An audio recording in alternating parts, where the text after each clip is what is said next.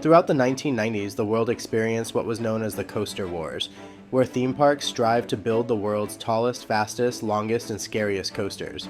Starting back in 1989 with the introduction of Magnum XL 200 at Cedar Point, crowned as the world's first hypercoaster. As the years went on, the coasters got taller and faster, and by 1997, Intamin entered the height wars with the introduction of the reverse Freefall coaster model, which debuted at 2 parks. The first to open was Tower of Terror at Dreamworld in Queensland, Australia. Standing at a height of 377.3 feet, a drop of 328 feet, and reaching speeds of 100 miles per hour, this would be the first coaster in the world to reach a height of over 300 feet. But Six Flags Magic Mountain had other plans and wanted the records all for themselves. The wait is over. Superman the Escape. Up to 100 miles per hour. 41 stories. Then, total weightlessness for 6.5 seconds. And a heart-stopping backwards plummet. Superman the Escape. World's tallest, world's fastest. Only at Six Flags Magic Mountain. Opening the same year, Six Flags Magic Mountain unleashed Superman the Escape, which featured a height of 415 feet due to its unique placement on the mountainside. The ride would feature a drop of 328.1 feet and also reach speeds of 100 miles per hour. These coasters didn't go without their problems though. The new state-of-the-art LSMs, also known as linear synchronous motors, proved to be extremely problematic for the rides, causing long periods of downtime. Originally, Superman was supposed to open for the 1996 season before Tower of Terror, but due to issues getting the ride up to its 100 mile per hour max speed, the ride was delayed almost a full year. When Superman did finally open to the public, guests raved about the incredible ride experience and long period of airtime on the descent. When these coasters opened, they opened as the tallest and fastest coasters in the world, but there was just one problem. The coasters didn't reach the full height of the tower, causing a debate in the amusement industry of which coaster was truly the tallest. Many parks around this time were battling for bragging rights, and no rivalry was fiercer than the clash between Six Flags Magic Mountain and Cedar Point. And Cedar Point wasn't about to sit quietly on the sidelines. They wanted the crown back, the record for the world's tallest coaster, and they were willing to do whatever it took. And in the year 2000, they unleashed a record-shattering coaster that would forever change the park's skyline. Beyond gravity, beyond velocity, gravity knows no force, like Millennium force. Tallest, fastest, greatest coaster ever. Go full force, Cedar Point. In 2000, Cedar Point opened Millennium Force. Built by Intamin, the coaster stands at a height of 310 feet, features a drop of 300 feet, and reaches speeds of 93 miles per hour. Millennium Force became the world's first official Giga coaster, which is a coaster that stands between 300 feet to 399 feet tall. Upon opening, Cedar Point claimed that Millennium Force was the world's tallest coaster, later changing it to the world's tallest and fastest full-circuit coaster, since every guest on the train went over the 300-foot mark. While on Superman and Tower of Terror, it was questionable how high you truly went up the towers. Either way, the reverse freefall coasters proved to be extremely popular, yet still very unreliable, causing Intamin to think of a new way to get to extreme heights and speeds. Thankfully, it wouldn't be too much longer until we would see what Intamin would have up their sleeves. For the 2002 season, Knott's Berry Farm in Buena Park, California unleashed Accelerator, an Intamin accelerator coaster. This coaster was the first to use a hydraulic launch motor, which launched guests from 0 to 82 miles per hour in 2.3 seconds down a very short 157-foot launch track. While guests loved the new coaster, they did not like the very long waits the coaster had due to its poor capacity. The ride features 5 car trains holding a total of 20 riders. The issue was that the coaster launched directly from the station, meaning that once the first train cleared the top hat, the second train would slowly move forward from the final brakes to the load platform, only then allowing previous guests to exit and new guests to board. By the time new guests began boarding the coaster, the first train was already completing its ride cycle, so the 2 trains really didn't add to the coaster's capacity. However, the ultra-intense ride experience proved to be extremely popular with park guests, and while still problematic, this new technology would motivate parks to use this new technology to create taller, faster, and crazier ride elements that have never been seen before. The coaster that breaks every height and speed barrier is here. Top Thrill Dragster. It's the fastest at 0 to 120 miles per hour in 4 seconds. It's the tallest at 420 feet. The first and only Stratacoaster on Earth is now open. Cedar Point's 16th coaster, Top Thrill Dragster. Want to go? Got the guts. Cedar Point, absolutely amazing. For the 2003 season, Cedar Point would once again take the record for the world's tallest and fastest coaster, finally putting an end to the debate if Superman or Millennium Force was the tallest coaster in the world. The park introduced Top Thrill Dragster. Built by Intamin, Top Thrill Dragster would stand at a height of 420 feet, have a vertical 270-degree twisting drop of 400 feet, and reach speeds of 120 miles per hour.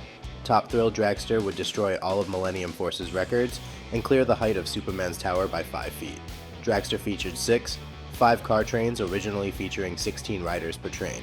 The ride featured 6 trains to attempt to fix the capacity issues. One upgrade Dragster featured from Accelerator was that it featured 2 load platforms and 2 unload platforms, which would allow the 4 faster loading and unloading of the trains. Another upgrade the coaster had from Accelerator was that Dragster didn't launch from the station. Instead, the 2 trains on the load platform would dispatch together onto the launch track. The first would advance into the launch area where it would attach to the catch car and complete the ride cycle. The second train would sit in the waiting block, waiting for the first train to clear the top hat. Once the first train cleared the top hat, the second train would then advance forward, waiting for the first train to clear the block prior to attaching onto the catch car, while the first 2 trains were dispatched into the launch and waiting areas. Trains 3 and 4 would advance from the unload platform to the load platform, allowing for trains 5 and 6 to advance into the unload platform. While the 6 trains did help the ride's capacity, there were other issues that prevented the ride from truly having great capacity. Due to the ride's height and the location on the Cedar Point Peninsula, which is in the middle of Lake Erie, Dragster was more susceptible to wind, causing more rollbacks and more downtime. Dragster featured a slightly angled launch track, which would allow the train to coast back to the launch area if a rollback occurred.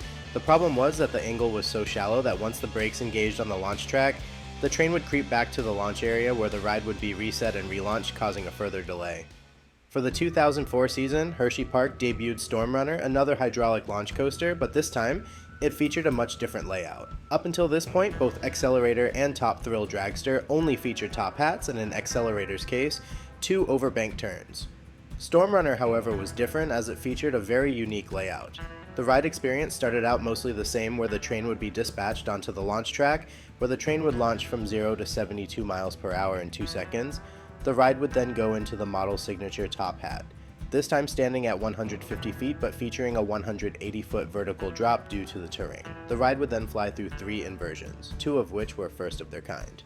The inversions were a Cobra Loop, Heartline Roll, and a Flying Snake Dive. When all was said and done, the ride lasted 50 seconds. One upgrade that Storm Runner had over Accelerator and Dragster was that Storm Runner, while featuring 2 trains, had 2 completely separate stations. This would allow the ride to stay in operation if there was an issue loading the other station. It did this by utilizing a transfer track at the front and back of the station building. While in theory this would increase the uptime of the attraction due to eliminating guest delays, this added an additional level of complexity, and along with more moving parts came more downtime. Later that summer, over at Six Flags Great Adventure, big changes were starting to happen over at the park. One of the new for 2004 attractions, Tiger Island, a highly successful show that had been copied from Six Flags Marine World, was delayed as the park was rumored to be expanding the new show for the 2005 season. But that wasn't all. More rumors began swirling that the park's pass holder parking lot, as well as the pass holder entrance, would be closing for good at the end of summer due to a new addition coming to the park. To add more fuel to the fire, work walls went up along the wooded area near the far end of Rolling Thunder in mid-July, so that land clearing could begin to get a head start on the new project. Soon after, signs went out stating that the pass holder parking lot and pass holder entrance would officially be closing on August 15th. Along with the pass holder parking lot and entrance closing, the park's most popular kids section, Bugs Bunny Land, would also be closing on Labor Day for the new addition. Many guests began to wonder what could be so large to take up such a large space. Around the start of August, markers began popping up all around the park and parking lot, showing that whatever the park had planned was even larger than enthusiasts originally thought. The markers spanned around to the Park a Pet Kennel area, all the way throughout the Season Pass parking lot, Season Pass entrance, Bugs Bunny Land, and even leading up to Frontier Adventure. In mid-August, work walls began spanning from the season pass entrance and parking lot all the way down the Safari Hospitality Center. The park, a pet kennel, was closed and the building was torn down for the new addition. Due to the popularity of Bugs Bunny Land, many guests complained that the land would be closing. So to help ease the pain of the land being removed, the park kept Bugs Bunny Land open until the end of the summer season, with the land closing on September 6th. A much larger section of the parking lot was also closed and used as a storage area for the new attraction. By mid-August, parts for the new attraction began arriving in the storage lot, and it didn't take too long for enthusiasts to determine what type of coaster it would be. The question was, would it take Top Thrill Dragster's records? Enthusiasts began to document the new track and support sizes and thickness, and they turned out to be extremely similar. As the weeks went on, the crews continued to clear land. Wood for the concrete forms and rebar arrived in large quantities. Holes were dug deeper and deeper into the ground for the ride's footers. Due to the massive size of the footers, work had to begin much earlier than on other projects to give the concrete enough time to cure and build on this area before the winter. To help this process along, 3 refrigeration units arrived on site to help cure the concrete faster. As the park went into weekend operations, construction began to really accelerate.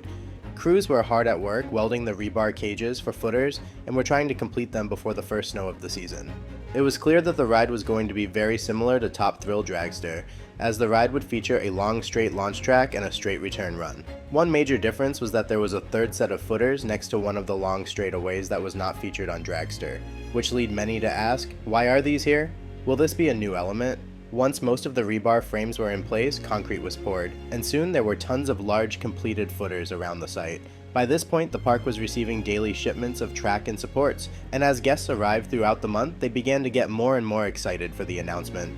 Thankfully, they didn't have to wait long, as the park made their big announcement on September the 23rd.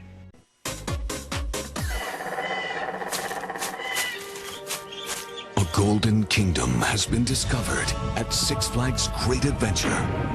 A land of mystery, a land of intrigue, and rising above it all, the tallest, fastest roller coaster on Earth, Kingda Ka. You will hit 128 miles per hour and soar 456 feet in the air. It's a whole new great adventure. Buy one, get one free admission Monday through Thursday with a can of Coke. When guests came to the park on the 24th of September, signs were everywhere for the announcement of the new Golden Kingdom section and all of the new attractions coming along with it. The artwork for the new coaster and new land was displayed in the Season Pass Center just outside the gates, which had been transformed into the Golden Kingdom Preview Center, where animations of Kingda Ka, the soon-to-be world's tallest and fastest roller coaster, were shown on a loop on the big screen TV inside.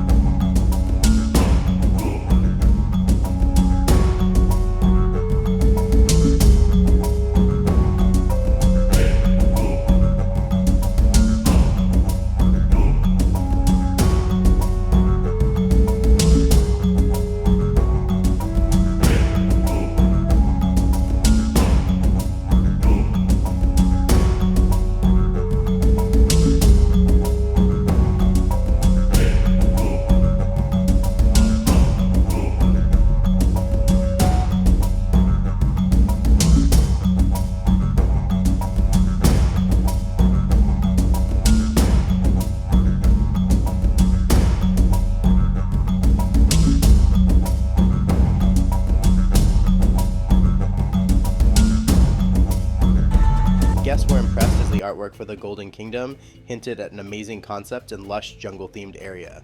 Many guests questioned whether or not Six Flags could pull off something of this scale. Over the last few years, many enthusiasts began to believe that the company's Six Flags, and Great Adventure specifically, was more of an amusement park rather than a theme park, since many of the more recent additions to the parks were generic rides with little to no effort of any real theme. The theming the park did have was beginning to deteriorate, or was already stripped away. So will Great Adventure be able to pull it off? Would they be able to build a truly immersive land that has never been seen before at any Six Flags park? Make sure to subscribe and hit that notification bell so you don't miss the next episode, where I will go over construction of the Golden Kingdom, including Temple of the Tiger, Balin's Jungle Land, and of course Kingda Ka. Now I want to hear from you. Do you remember the excitement around this land when it was announced? Were you following the construction of Kingda Ka back then? Let me know in the comments below. Thank you so much for watching, and I'll see you all in the next video.